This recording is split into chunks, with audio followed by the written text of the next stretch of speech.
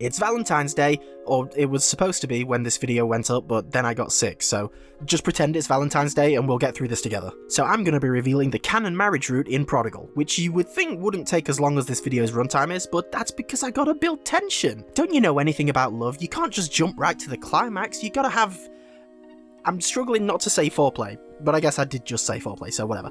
Today I'm going to be ranking each of the marriage routes in Prodigal from least likely to be canon to most likely. So starting off, easy one, 0% chance of being the canon marriage is Carolyn, because we know from Curse Crackers that she gets married to Hugh.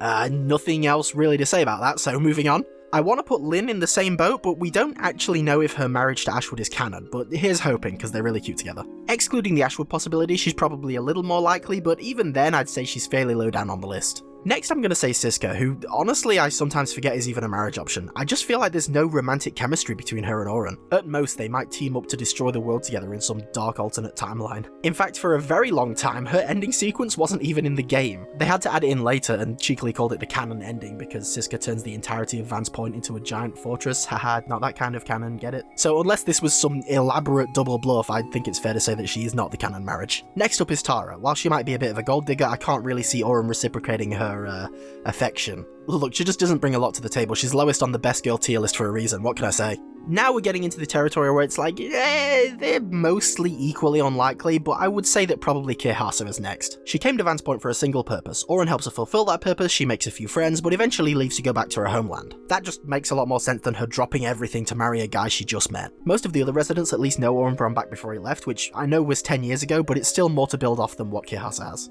The same goes for the next most likely, Mariana. She moved in between the time Oren left and came back, and while I could see them bonding a little bit over combat, a deeper relationship just seems like a bit of a reach. She's married to the job. I mean, in every variation of the ending sequence you can get, she dies defending Vance Point. It sucks to say it like this, but from a storytelling perspective, it seems like she's just not important enough to be the canon marriage, you know?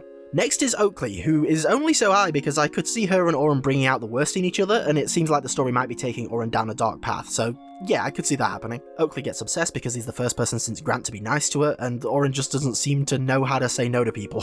Like, I'll still be pretty surprised if this is the canon marriage, don't get me wrong, but with the right narrative, it could be justified. Then we have Tess. Again, not too much chemistry between the two I feel, but unlike with Siska, I think Oren does develop a deeper friendship with Tess after helping her work through her trauma. Something like that could absolutely lead to something more than friendship, so I think it's probably the first entry on this list that wouldn't shock me if it turned out to be the canon marriage.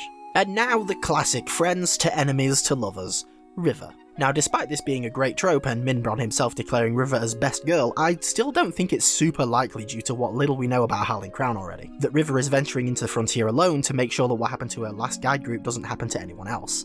They died, by the way, that's what happened. And in River's marriage ending sequence, we see that her and Oren become guides together, which doesn't seem to be the case in Howling Crown. Would it be an awesome twist moment if Oren were to show up late in the game to berate River for going out on her own, revealing not only that they are married, but perhaps that this is still early on in their marriage where they haven't committed to guiding people as a couple yet? Yes, definitely, absolutely, and actually I can't think of a reason why this couldn't happen, so yeah, second most likely, sure. But of all the Prodigals, only one has all the flags set up for her marriage being canon, plus some potential evidence in Curse Crackers of all places. Keaton is the childhood friend option, possibly even more of a classic than enemies to lovers. Part even outright says to you that you should marry her, right before he says that he's not going to die anytime soon. Man's just got an abundance of flags about him. But what is this evidence that I speak of? Well, okay, it's not hard proof, but let me just read you a conversation between Emma and Carolyn in Curse Crackers. Keaton's stews are better. Emma, that's rude. Plus I get to play with Mina. Drop it. So when Emma goes to eat Keaton's stews, presumably at Red's bar, she also gets to play with someone called Mina. Oren,